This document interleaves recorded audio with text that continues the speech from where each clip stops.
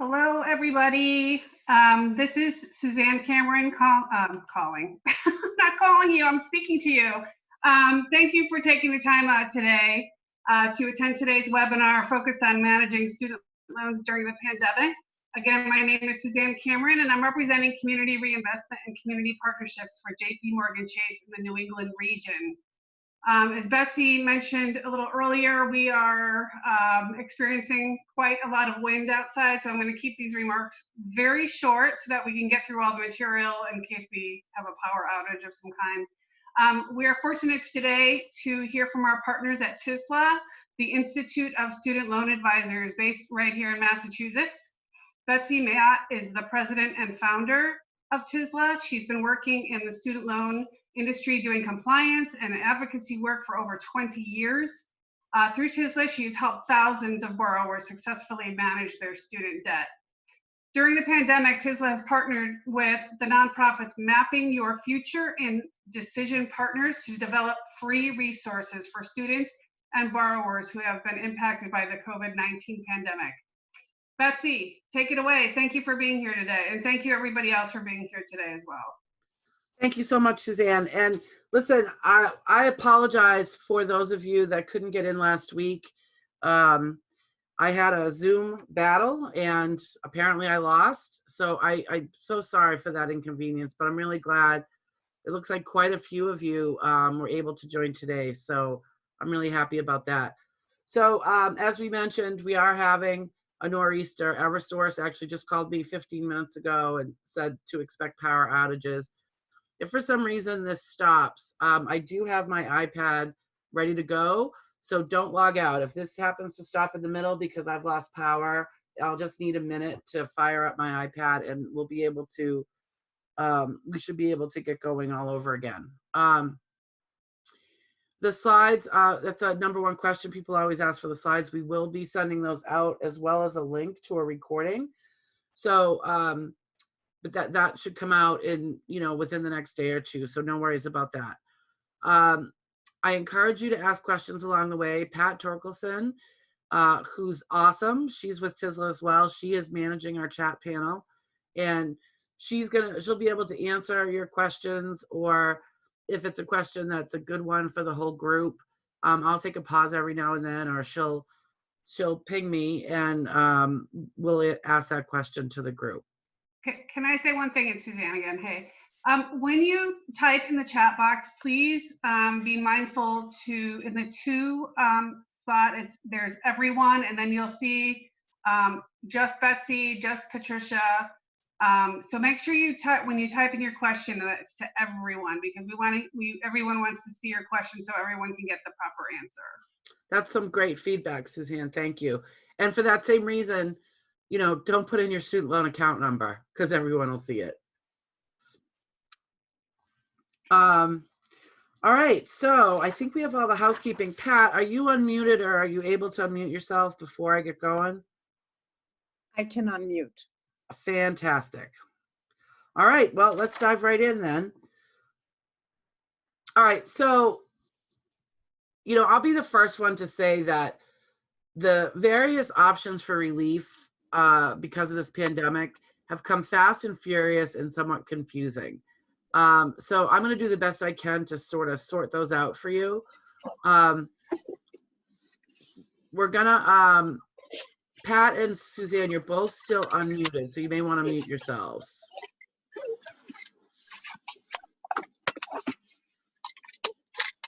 Let me just make sure there's nobody else that's unmuted. Oh.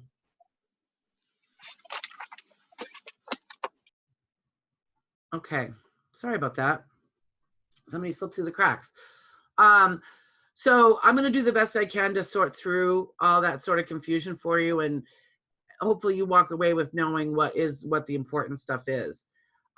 We're also going to talk about what happens if you have loans that aren't eligible for any of the relief that's been offered, and just overall some best practice strategy for managing your loans both during the pandemic and once the waivers are over. I think everybody feels the same way that I do, that it's very likely that the economic impact because of the pandemic is going to could last well beyond what this relief is providing for. So we want to make sure that you're prepared for that as well. And then at the end, we do provide some resources for you. Now, Suzanne mentioned that we partnered with several other nonprofits to create a website that's specific to the pandemic.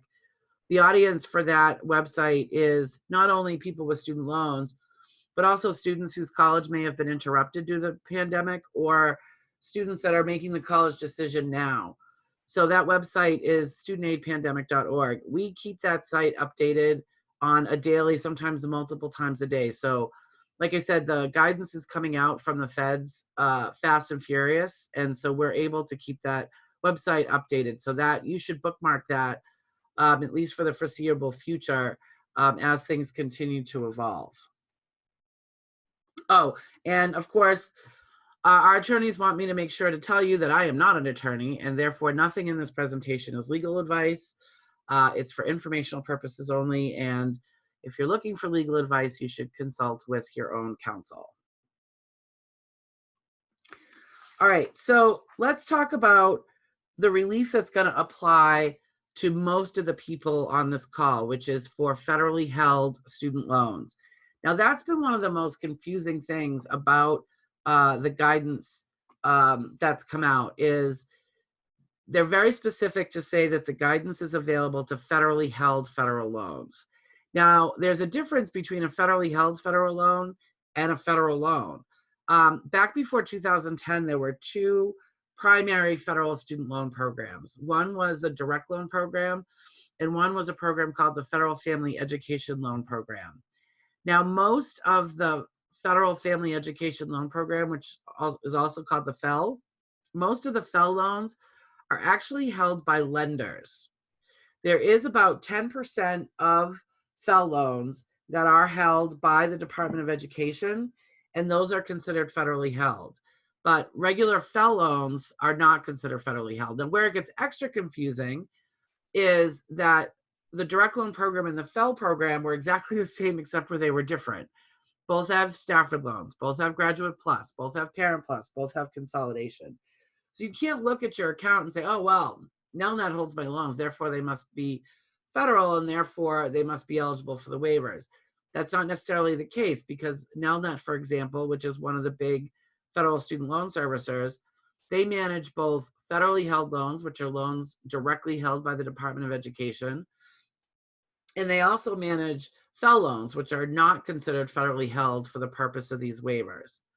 So for the majority of the waivers that we're going to be talking about that affect the majority of the people on this call, they need to be a federally held federal loan. And that includes all direct loans. So if you took your student loans out, if you took your federal student loans out after July of 2010, don't worry about it. You absolutely have loans that are eligible for these waivers.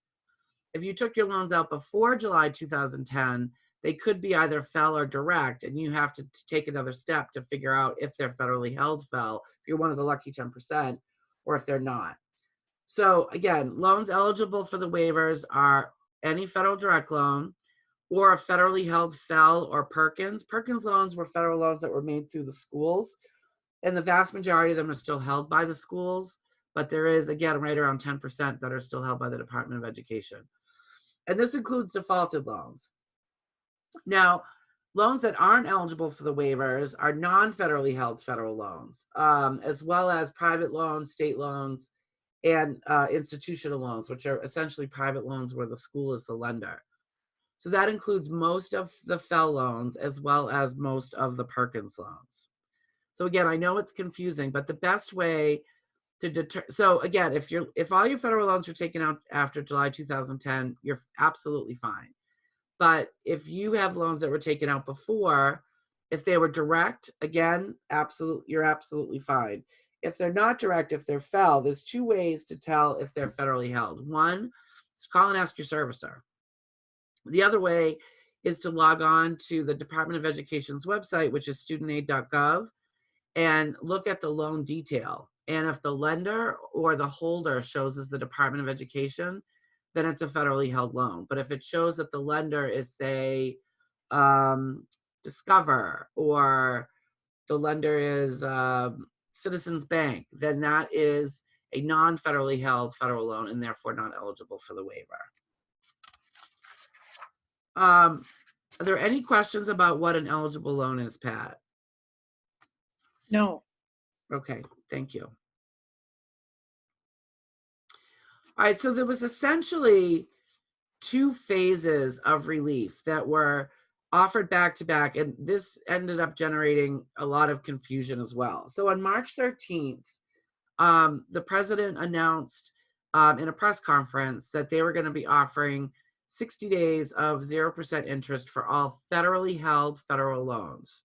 So non-federally held federal loans, this doesn't apply to it. And then on March 20th, the Department of Education issued additional guidance. They also offered, if the borrower needed it, a 60-day waiver on payment. So the borrower didn't have to make any payments, but they had to request the 60-day forbearance. They would have had to contact their servicer to request it unless the loan was already delinquent. If the loan was a month or more delinquent, they were going to automatically put this 60-day forbearance on the account. This period of time would not have, for borrowers that are pursuing public service loan forgiveness, this period of time would not have counted towards PSLF. The other thing to note, and I'm going to talk about this a little bit more later, is this forbearance was considered a non-capping forbearance, meaning that any interest that accrued wouldn't be added to the principal at the end of the forbearance. So a lot of people between March 13th and March 27th sort of jumped on this. So they were calling and asking their servicer for this 60-day forbearance because they were impacted economically by the pandemic.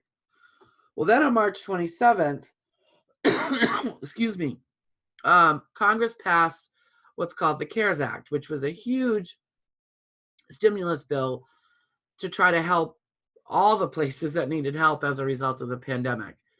And what the CARES Act did, it applied to the same portion, subsidiary of loans, so only federally held federal loans. So all your direct loans and that lucky 10% of the Fell and Perkins. So it would be a 0% interest rate effective through September 30th. They would automatically put all the loans on hold until that period. So you didn't have to ask for it. No payment is going to be due, until March 30th. Another big difference is this 6-month period, this 6-month waiver period actually does count towards forgiveness for people that are pursuing forgiveness under public service loan forgiveness or under one of the income-driven plans. This again is a non-capping forbearance. I'm calling it a waiver to avoid confusion, but again, it's a non-capping forbearance, but there's a caveat to that, and I'm going to cover that in detail in 1 second. The CARES Act also required that the borrower's credit report reflect during the 6 months, not that the loans were on hold, but that they were actually making payments even if they weren't.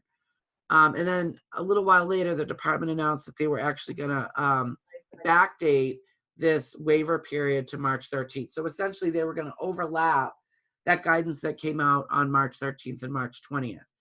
So where this is causing confusion is it hasn't been made 100% clear to consumers yet. The servicers, it's taking them some time to implement this. I am hearing from borrowers that the vast majority of them are already seeing that this CARES Act waiver has already been applied to their account, as has the 0% interest. But there are some people that it hasn't been applied yet, and it appears that they do have eligible loans. So we still need, it's only been 2 weeks since this was signed into law. This was a huge initiative that affects, there's 44 million federal student loan borrowers. So we do need to have a little bit of patience as this gets implemented. I wouldn't stress out yet. If you feel like you have eligible loans and this hasn't been applied, I wouldn't worry about it yet. I'd give them another week or two. But where it gets confusing is, if you remember, the March 13th waiver, you had to ask for it, and it was only good for 60 days, and it didn't count for PSLF. So people were worried that if they had gone ahead and asked for that 60-day forbearance, that they weren't going to get this one, and that's not the case. They're completely going to blanket over all the accounts that are eligible. So if you had asked for that 60-day forbearance back in the beginning, don't worry about it. It's not going to affect you in a negative way. let's talk about the interest capitalization thing, because that's something else that's been super confusing. And the Department of Ed hasn't put out any official guidance on it yet. I do know there's a New York Times reporter that's really been chewing on this one. Here's the deal. If you were in repayment as of March 12th, and were on time on your payments, and this waiver got put on your account, and nothing else changed in the meantime, come September 30th, no interest is going to capitalize. Now, remember, no interest is going to accrue at all between March 13th and March 30th. But if you had interest that had accrued up to March 13th, which you likely did because interest accrues on a daily basis, there was concern whether that interest would capitalize. It's a big concern for borrowers that are on an income-driven plan where maybe their payment amount doesn't even satisfy their monthly interest. So there's some people out there that have thousands of dollars of interest that's been sort of sitting there in the accrued interest field. So that, again, there's a lot of concern for those people whether this interest would capitalize. This waiver does not capitalize the interest. However, there could be another, what I'm going to call capping event that occurs that would cause the interest to capitalize. So for example, if you were in a deferment as of March 12th, the end of a deferment is a reason for interest to capitalize. So because if you were in a deferment when they applied these waivers, the fact of that deferment ending will cause interest to cap. So it's not impossible for interest to capitalize, but that's not going to happen for the majority of people unless something else occurs that they either did before the waivers or after the waivers that could cause the interest to capitalize. Now, there are borrowers, for the borrowers that aren't eligible for these waivers. So your non-federally held federal loans, which is, again, the majority of your FFEL loans and your Perkins loans. It is possible to consolidate the loans into the direct loan program to get the benefit of the waiver. So to get the 0% interest and to get the automatic payment waiver that will count through September 30th. I would think long and hard before doing it. For some people, it might be a good idea. But what you need to keep in mind is that consolidation usually takes between 45 and 60 days. It could take longer now because of the pandemic. The servicers and the Department of Education are going through the same staffing issues that everybody else is. So it could take longer. So at best, you're looking at maybe 4 months of the benefit. The other thing to keep in mind is that if you were pursuing forgiveness under IBR, the income-based repayment under the FFEL program, you would be starting from scratch if you were to consolidate into the direct loan program. So if, let's say you had 10 of the 25 years under your belt already, you would be starting at year 1 if you were to consolidate over to DL. And the last thing to keep in mind is when you consolidate your federal loans, the way they do the interest rate is they do a weighted average and they round up to the nearest eighth of a point. So you could actually end up with an overall slightly higher interest rate. So you need to keep in mind whether it's worth getting the 0% interest rate for a couple months if it means you're going to have a slightly higher interest rate after. Again, for some reason, for some people, it may make complete sense. And if you're one of those people, where you consolidate is over at studentaid.gov. If you were delinquent as of March 12th, when the waivers were effective on March 13th, my understanding, although the Department of Education hasn't published this, is they're going to put what's called an administrative forbearance on your account to cover the delinquency, which means, let's say on March 12th, you were 3 months past due. When this waiver comes off on September 30th, you're actually going to be current. You're not going to be 3 months past due anymore.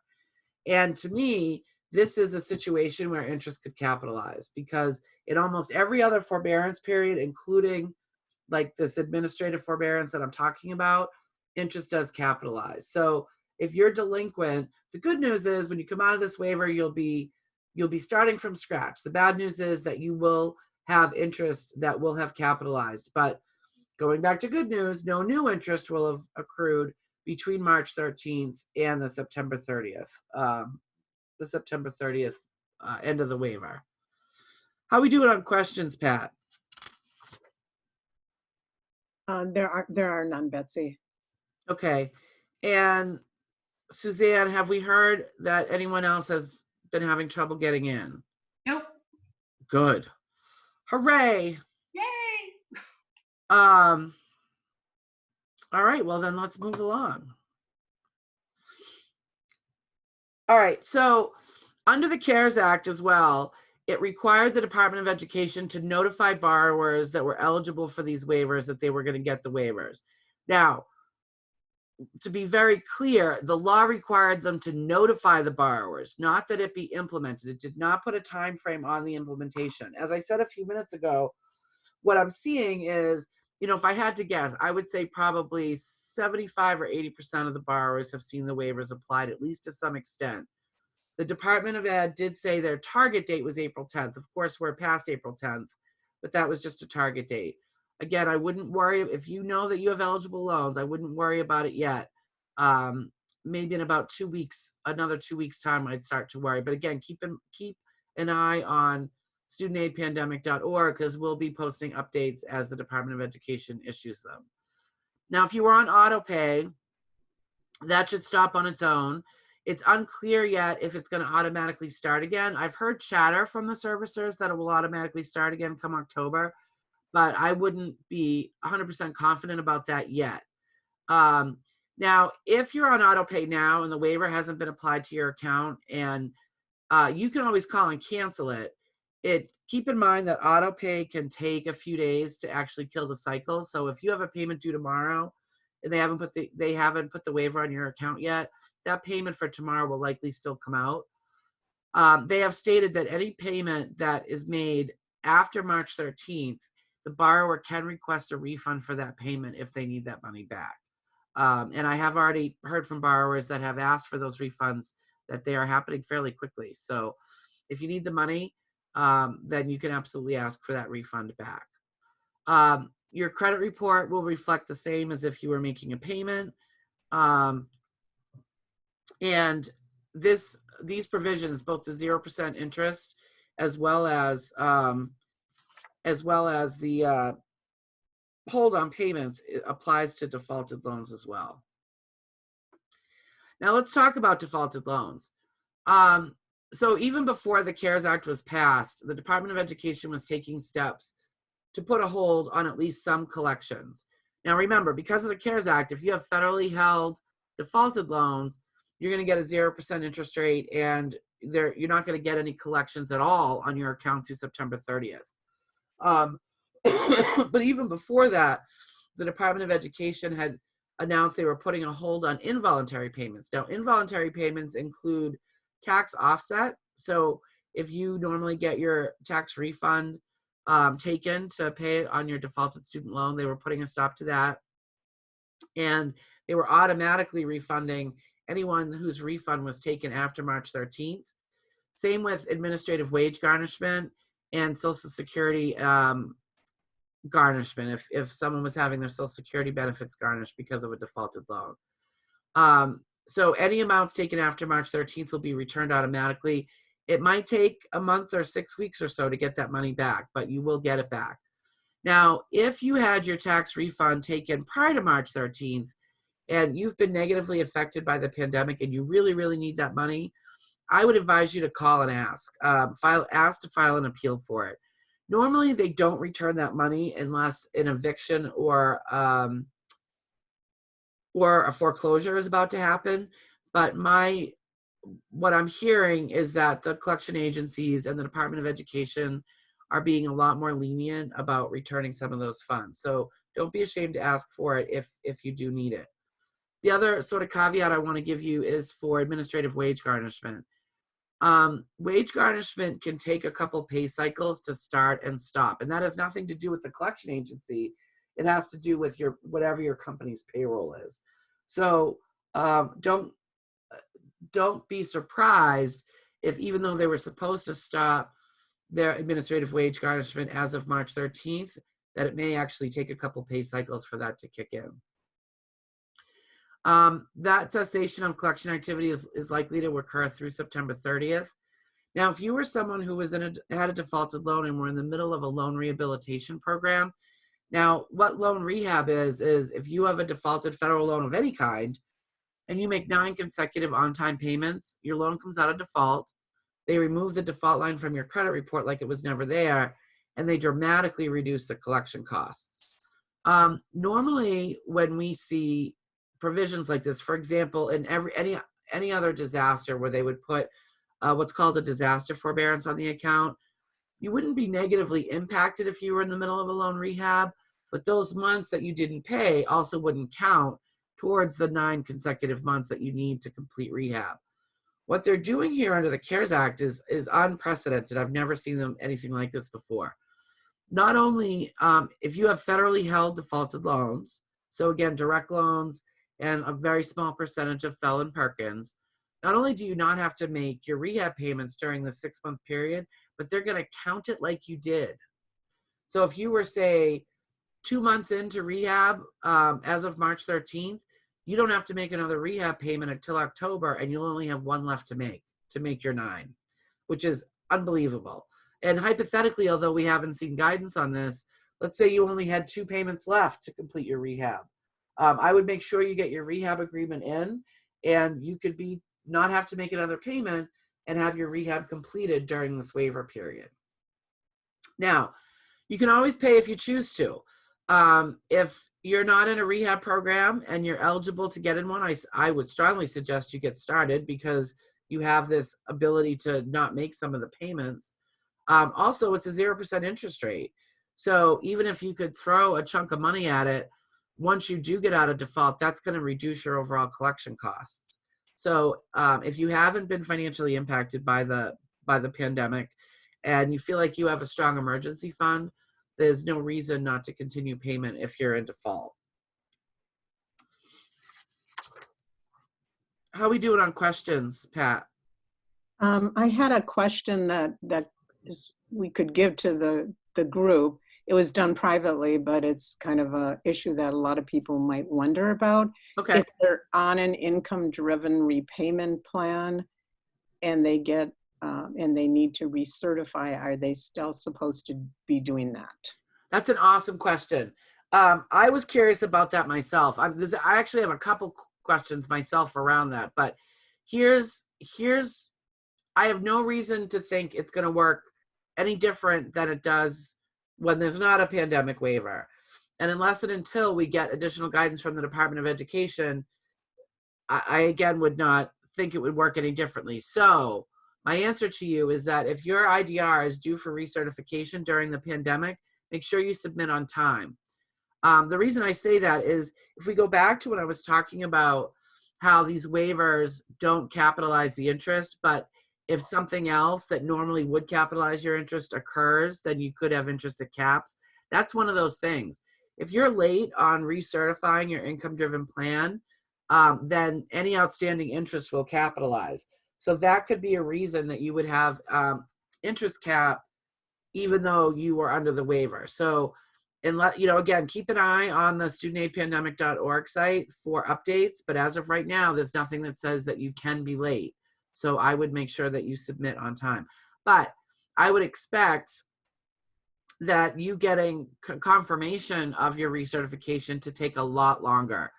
Again, I'm hearing from the servicers. There was one servicer that I heard actually, at least temporarily, had to shut down their income-driven plan department altogether for a little bit of time because of staffing issues. They're back up and running. They have everybody on deck, even people that in the leadership that normally wouldn't process these, they have them on deck processing them. So they're hoping for less delays, but I would expect there to be delays. What else, Pat? Another question related to that is if your income has gone down, can you use that rather than last year's tax return? Yes, you should submit the most recent proof of income that accurately reflects your current income. And so if your income hasn't gone down and your most recent tax return doesn't reflect that, you should send in pay stubs instead. Now, keep in mind that the downside of submitting pay stubs is that they tend to use your gross income rather than your adjusted gross income. So that's one of the downsides. They're not tax professionals, so they can't calculate your AGI. So your payment could be slightly higher than it would normally be if you were using a tax return. But again, if your income has been dramatically lowered, then that's your best bet, is to use pay stubs right now instead of your tax refund, your tax documents. And Betsy, someone was wondering if collection agencies are going to notify people who are in the middle of rehab to cease making payments. I doubt it.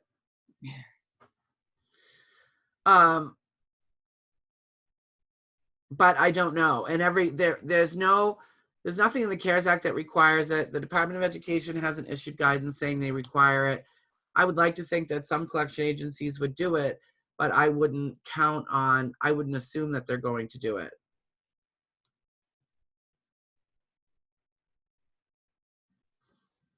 Anything else? No, Betsy. Okay, good questions today.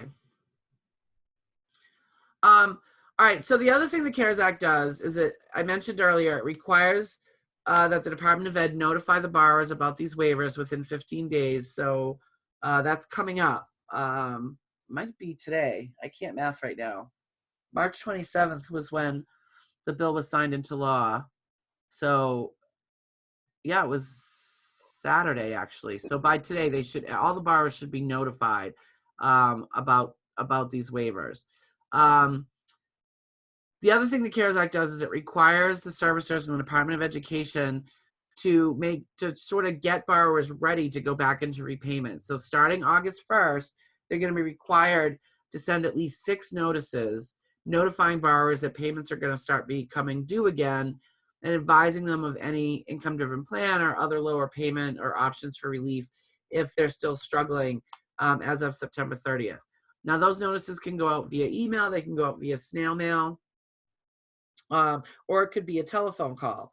Now, listen, I am as guilty of this as everybody else is, especially if you tend to pay your bills online or have automatic withdrawal. You don't open the mail from the people that you automatically pay. You have to start opening your mail about your student loans between now and the end of the year, because again, things are fluid. More guidance could come out. Things could change.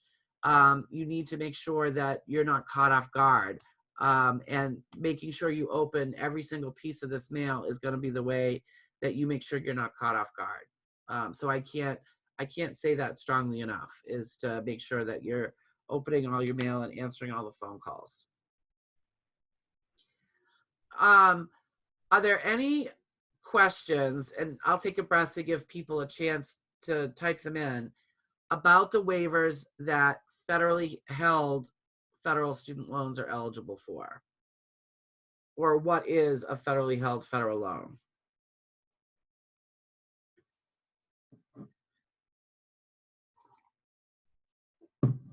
Because the next thing we're going to cover is the relief available to non-federally held federal student loans.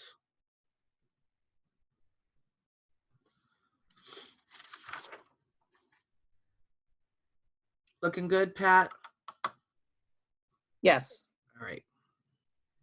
All right, so a non-federally held federal loan is going to be the majority of your FFEL loans and the majority of your Perkins loans. Now, these waivers, with the exception of these waivers, do not apply here. So none of those loans are going to get 0% interest. None of those loans are going to be automatically put on hold through September 30th. However, they are eligible for what's called a disaster forbearance. Now, disaster forbearance has sort of been the long-standing relief that's been offered anytime there is a disaster. So think Hurricane Katrina or the California wildfires. Now, the way these disaster forbearances usually work is by zip code. So, a specific geographic area will be declared a disaster area. And for non-defaulted loans, the servicers will go and see if your account has that zip code. And then they'll automatically put this 90-day forbearance on the account and send you a letter saying, hey, we thought you might need some relief. If you don't need this relief, let us know and we can take it off. And then for defaulted loans, you'd have to call and ask for it, and they would give it to you if you asked for it. Well, again, this is an unprecedented event. For all intents and purposes, the entire country has been considered a disaster area. So the servicers are handling this differently, and some are still trying to decide what the best course of action is. I mean, because frankly, you don't want to put someone in a forbearance if they don't need it, because under this forbearance, any outstanding interest is going to capitalize. And again, there is no 0% interest rate. So you're essentially your balance, unless you pay during the forbearance, your balance ends up higher than when you started. So this is I'm going to be the first to say this is nowhere near as comparable for relief as the relief they gave the other 75% of the federal loans out there. But if you can't pay, it's better than having it negatively affect your credit. So if you have a FFEL or a Perkins and aren't lucky enough to be eligible for the waivers and you need help, this is an option for you. We are going to talk about other options later. You will find that some servicers may apply this forbearance automatically anyway. It's sort of, they're trying to do the right thing. If you don't need it, you can call and ask for it to be removed. You can also call and ask for it to be extended. Now, one piece of guidance the department has issued regarding the 0% interest rate is that they feel that the lenders, and in the case of Perkins loans, the schools, have the option of offering a 0% or reduced interest rate if they choose to for non-defaulted loans. And they absolutely do have the option legally to offer that offer a reduced rate during this period of time. Whether those lenders and schools choose to do that remains to be seen. I've heard some chatter that one of the larger lenders is considering it, but we're going to have to wait and see. If you're going to get mad at somebody for not offering this 0% because you have a federal loan that's not eligible for the waivers, don't get mad at the servicer. The servicer is a vendor that's hired by the lender. They have no say in whether this 0% is offered. So if you're going to get mad at somebody, get mad at either Congress for not extending the waivers to all federal loans, or get mad at the actual lender that holds your loan. But I would maybe give them a few weeks before you get mad at them at all to see if they end up offering some sort of relief anyway. If you do have a disaster forbearance put on your account, you are allowed to continue making payments. But while the account is in a disaster forbearance, it does not count towards your income-based repayment. So if you're pursuing forgiveness under IBR and you're either at a $0 payment already or can afford to continue making your payments, you should definitely ask for this disaster forbearance to be removed if they automatically put it on your account. Now, I mentioned a minute ago, there are other options that are probably better for you than the disaster forbearance. We already talked about consolidation. You could consolidate into the direct loan program and get the waivers for the remaining however many months you had after the consolidation was processed. We talked about the pros and cons to that. If you can afford a lower payment, or if your income has been so much reduced that you might be eligible for a $0 payment, then I would look into the income-based repayment plan.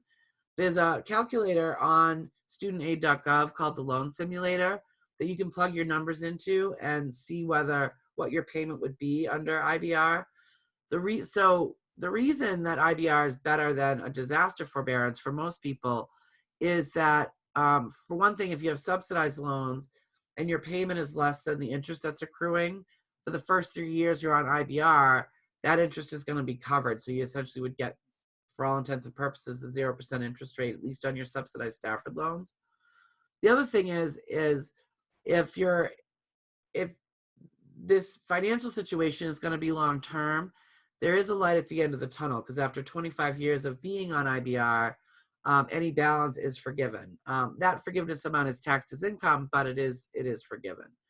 Other options include unemployment and economic hardship deferments. Again, with those, they're better than a forbearance because no interest is going to accrue on any subsidized loans that you might have. So that would be a subsidized Stafford loan. Unemployment deferment, to be eligible, you have to be working less than 30 hours a week and actively seeking full-time work, which initially that just means that you've signed up for unemployment benefits. You don't even have to be getting the benefits, just signed up with your state unemployment office. Economic hardship deferment, there's a couple different ways to get that. Excuse me. By the way, that's allergies, not COVID. One way is if you're in the Peace Corps. Another is if you're on some type of state or federal assistance, such as food stamps. And the third way is if your student loan payment is more than 20% of your gross income. So again, if you're struggling right now and you have a loan that's not eligible for these waivers, I would look into a lower payment option or a deferment before I would take that disaster forbearance. By the way, there's other lower payment options other than IBR. There's extended repayment, there's graduated. You can find them all on our website, our main website, which is freestudentloanadvice.org. And there's also all the gory details about these deferments, as well as the forms that you would need to fill out if you wanted any of these options for relief for your non-federally held federal loans. How we doing on questions, Pat? You're good. Okay. So on March 25th, and then at 2 in the morning on April 3rd, the department issued some additional guidance for non-federally held defaulted federal loans. So if you have a defaulted FFEL loan or a defaulted,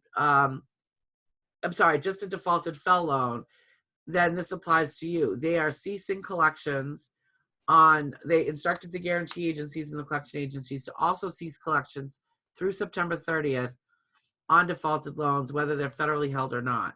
So the difference is, there's two big differences. For the federally held federal loans, there's no collections, they get the 0% interest rate, and the period of time counts as a payment for rehab. For the non-federally held defaulted federal loans, they stop collections for 6 months, but they don't get the 0% interest rate, and that the holder of the loan doesn't have the option to give the 0% interest rate. Only the Department of Education does, and Congress. And the period of time does not count towards rehab. So it won't count against you. So if you're 3 months into rehab and they stop collections and you can't afford to keep making your rehab payment, that's fine. Come October, you'll still have 3 consecutive payments under your belt, and you can start with payment number 4 in October. Or if you can afford to, even though they're not going to be doing active collections, you can keep making your rehab payment, or any other payment for that matter, during this period of time. They're still taking calls. They're still open. They just stopped tax offset. They stopped administrative wage garnishment and Social Security, and also your stimulus payments won't be taken either. And they won't be making any outgoing calls. So that's the difference between the non-federally held federal defaulted loans and the federally held federal defaulted loans. I'm going to try to say that 3 times fast. Now, that's pretty much it for the federal loans, both categories, the federally held and the non-federally held. For the private and other non-federal loans, so your state loans, your institutional loans, it varies by who owns the loan. Private loans, it's tricky because private loans that are held by a bank are generally really restricted by their regulators over what kind of relief they can offer. Private loans that are made by non-banks. So for example, here in Massachusetts, MIFA is considered a non-bank. They have a little more flexibility. But either way, none of them are required at this point by any law to offer any kind of relief. I am hearing chatter, different levels of relief are being offered. Some private loan lenders are offering forbearances, but they're charging $50, a $50 fee per loan for that forbearance, which is generally what they do during non-pandemic times. But I've heard that others are offering quite a bit of relief. So the best advice I can give you is to call. If you're struggling, call before the loans get too far past due and see what they can offer. Now, let's pretend, and I can't imagine that the regulators that oversee the bank private loans aren't going to loosen their guidance for at some point. But until they do, let's say worst case scenario, you have a private loan with a bank that isn't allowed to offer much in the form of relief other than these forbearances. Ironically, if the loan goes past due, then all bets are off. The lenders are actually allowed to offer more relief. It's very similar to the mortgage relief programs that were offered back during the mortgage crisis in 2008, you had to be delinquent on your mortgage to get them. That's the way life is as a rule for most private student loans. So worst case scenario, that will still be available. But again, I wouldn't wait to go past due. If you're experiencing hardship, I would call and see what they can do to help you. And that's what the lenders are telling me too, is the message to borrowers, is to call and see what can be done. I have heard of one private lender that actually did give an interest rate discount on all their private loans. It's a small regional lender, so it probably doesn't apply to a ton of people on this call, but they reduced their rates to 3% across the board. And they're putting anybody on hold who needs help on hold. And they're considering whether to lower the interest rate even more down the line. So, and again, I think this is something that's going to continue to develop as time moves on. You got to we all feel like we've been in the house forever, but this has all happened really, really fast. So again, I think that a lot of these lenders are still trying to figure out what's what and figure out what they can legally and financially afford to offer for relief. The other thing to mention is that there's increased chatter about a fourth stimulus bill, and that if there is a fourth stimulus bill, that it may include provisions for the non-federally held federal loans as well as private loans. I wouldn't count my chickens. For one thing, Congress is in recess for another couple weeks. And the other thing that could happen is they may come back and decide that we've already done a lot for student loans. We're ready to focus the dollars on other things like unemployment and medical care and so on. But it's not impossible that some relief could come in the form of a fourth stimulus bill. Now, a wild card that's in here is at the state level. There are some states, last I heard, Nevada and Massachusetts was working on it as well, that is requiring stop collections for all their residents. So, if you're not getting a bill, don't assume that means that you're eligible for the waiver. It could or that you have a private loan and they've decided to put your loans on hold.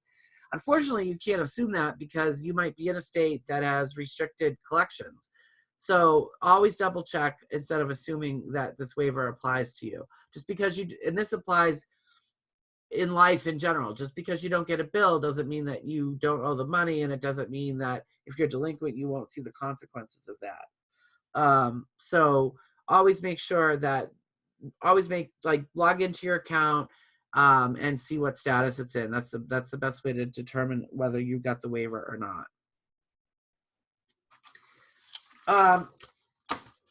Before we get into the next subject, Pat, are there any questions about any of the waivers? The next thing I'm going to talk about is how to manage your loans during this period of time. No, Betsy, they're not. Quiet. Oh, wait a minute. There one just came in. Do non-federally held loans in rehab get 0% interest or continue to accrue? It depends whether they're federally held or not. So if you have a direct loan that's in rehab, that's getting a 0% interest rate. If you're one of the lucky 10% of FFEL borrowers that has a federally held defaulted federal loan, then you would also get the 0% interest rate. But if you have a non-federally held federal loan, then you will not get the 0% rate. So 75% of defaulted borrowers will get it, 25% will not.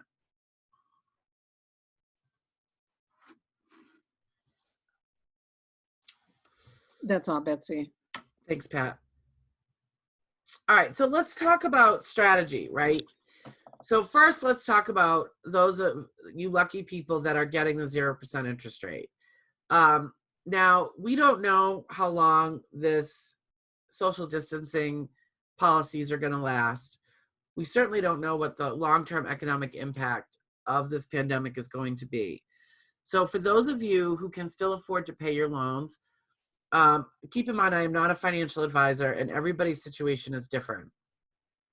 I would first make sure you have a really, really, really strong emergency fund. Even if you still have your job, and I hope that you still continue to keep your job, again, we don't know what's going to happen. So I would build up that emergency fund. If you have some high interest credit cards or other debt, you may want to consider putting money towards that. But otherwise, if you can afford to pay And there's going to be one exception to that rule that I'm going to mention in a second. If you can afford to pay, absolutely pay. It's essentially free money. So first you have to satisfy whatever interest accrued up to March 13th. But after that, all that money is going to go to principal. So absolutely make payments on that loan if you can afford to, and all those other boxes are checked off. Now, the exception to that is if you're pursuing public service loan forgiveness or forgiveness under an income-driven plan, and you're pretty darn certain that you're going to end up getting forgiveness under one of those plans. If you're pursuing PSLF, you're certain that you're going to stay in public service and that your balance is high enough and your payment is low enough that there'll be something to forgive after the 120 payments. For the income-driven plan, the vast majority of people under an income-driven plan will actually, and that aren't pursuing PSLF, will actually end up paying their loans off themselves.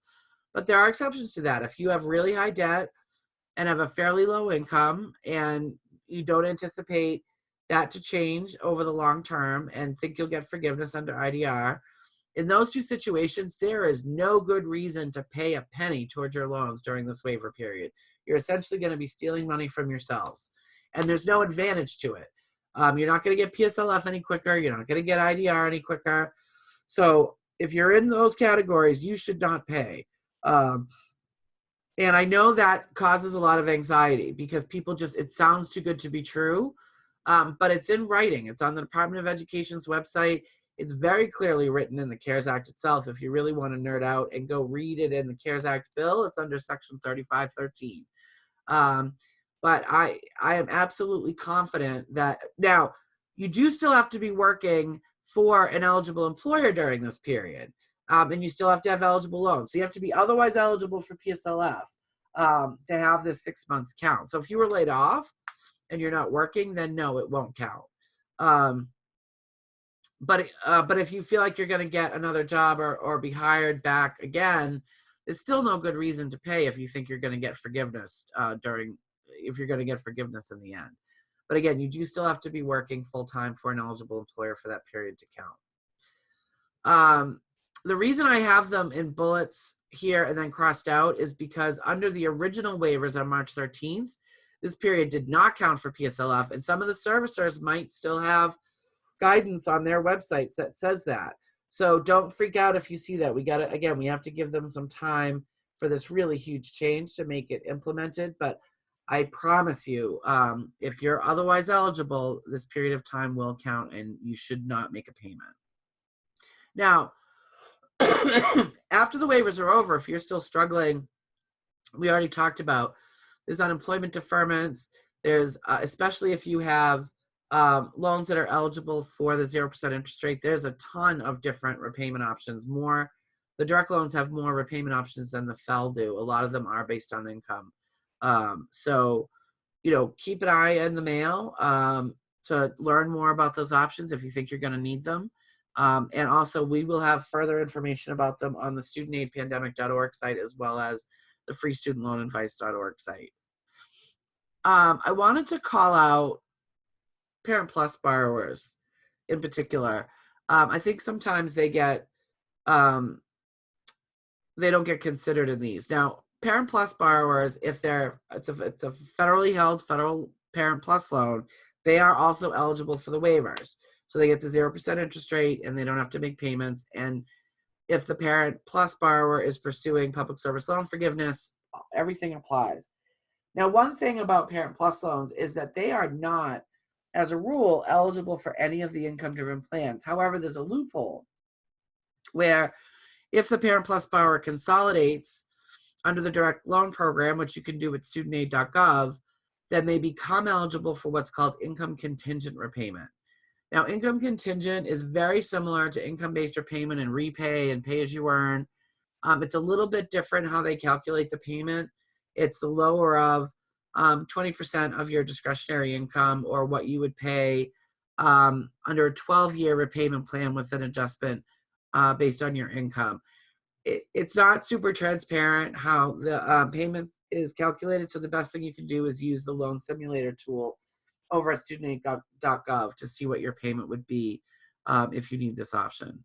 But again, Parent Plus loans, If you need a lower payment option and the existing ones don't help you, then you should consolidate and apply for income contingent repayment.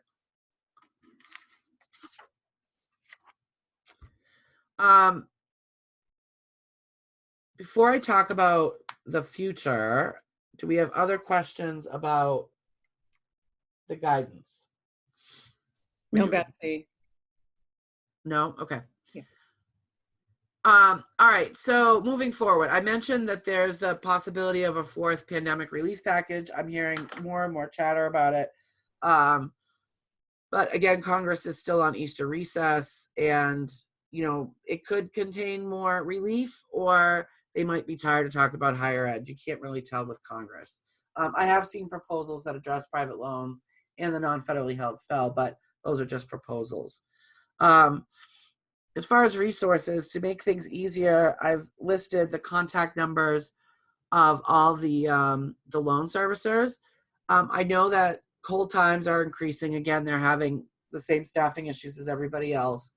You might consider an email rather than a phone call if you can.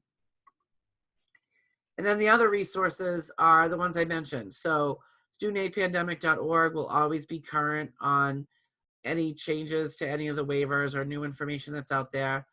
Overall, in an everyday student loan advice is our website, which is freestudentloanadvice.org. It also has more details about these deferments and lower payment options and consolidation. Studentaid.gov is the Department of Ed's website, and that's where that loan simulator calculator is. And then if you wanted to keep up with the pandemic guidance that's coming out, not just for consumers, but for schools and so on, then you can find it on that last link. That's the Department of Ed's coronavirus link. So that's all I had for you. Again, the slides and a link to a recording will be coming out. If I could ask all of you to hang out and do a huge favor for us. I believe Pat is going to post a link to a wicked short survey. I swear to God, it's wicked short. In the chat panel, you would be doing us a huge favor if you could take a minute to fill it out. And when I say short, it's going to take you less than a minute and a half, if that, to fill it out. I want to thank Chase for generously sponsoring this seminar for you guys and allow TISLA to get the information out there to the people that need it. But by filling out the survey, that you can help us target further outreach programs and help Chase to understand where the impact of free programs like this are. So please take a second and fill out that survey. Pat, were you able to get it up? I haven't done it yet, but I got a couple of questions for you to answer in the meantime. All right, can you try to post the link and then we'll do the questions, or? Okay, well, not being a techie. I know, I'm sorry. It's going to take me a little longer than it would take you. Susan, why don't I ask the questions while you're getting the link? Does that make sense? That's a great idea. Teamwork, I love it. Yay, okay. So I just want to let everyone know, you will receive the slides, a recording, and a link to the survey. So if in case you can't get it done today, it'll come to you post session, probably within the next 24 to 48 hours. Okay, so how to handle private loan in collection and on a payment plan.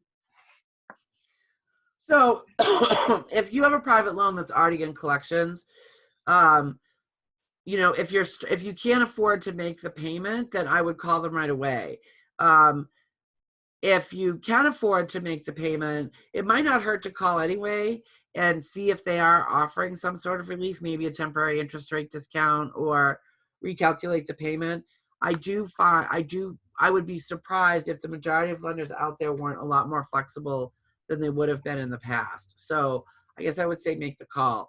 If you were to just stop making that payment without communicating with them, it's possible they could litigate. Of course, the courts are closed right now, and the courts will likely be backed up later. So, but it's not a risk that I would want to take. I don't think you have anything to lose by calling if you're struggling, or even if you're not, to see if there's other relief that they're offering. And then the second one is if a borrower wants to change the IDR plan, should this be done during this time? You should be able to, but I want to counsel you that changing income-driven plans is a interest capitalization event. So just don't be surprised by that. If you need to change, you should change. But in it, you know, if you have a bunch of interest that's outstanding, don't be shocked if that is capitalized onto your principal. The link is there, but they need to cut and paste it and put it in their browser. It's not showing up as a hyperlink. Thank you, Pat. Let me see if I can get it to hyperlink. I might not be able to, but. While you're doing that, I just want to say thank you to everybody, and thank you to Pat and Betsy for your leadership on this topic. It's so incredibly complicated and technical, and you've done a great job in taking out some of the knots for us. And to everyone else, thank you for being here, and please stay safe, stay home, and do your exercising inside. And wash your hands. And wash your hands, right? I mean, listen, if Saturday Night Live can do Saturday Night Live from home, then we can do all this stuff from home, right? Definitely. So I'm going to hang out for another couple minutes in case people have other questions. And to give people time, because I know they're being awesome people and filling out the survey. Thank you. But again, I want to thank Chase for being so generous with by offering you know, sponsoring the seminar and letting us offer it to all of you. So thank you very much for that, Suzanne. We'll do part two. Well, not this part two, but another part two later on when things calm down a bit. You know, right? Depending on what happens with the guidance, we may have to do a part two to this. I mean, I don't think at this point anything's going to change. They might. I have heard chatter they might extend the waivers to December, but I think they're in a wait and see mode like the rest of us are. I'm just happy we didn't lose power. Because the wind, I don't know if you guys could hear it, but the wind here has like been howling.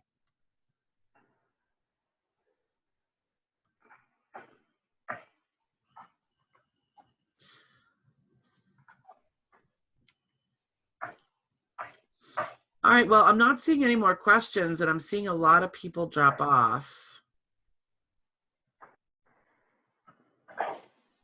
Oh,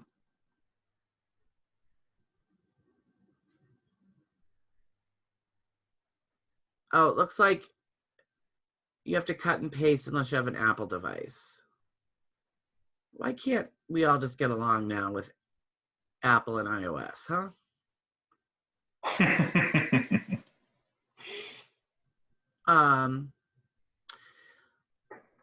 Edward, we'll include the survey link when we send out the slides.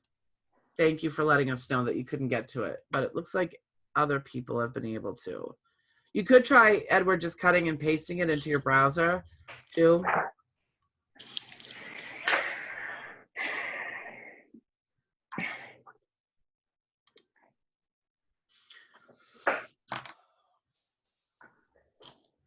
All right, I'm not seeing any other comments, so I'm going to end the meeting.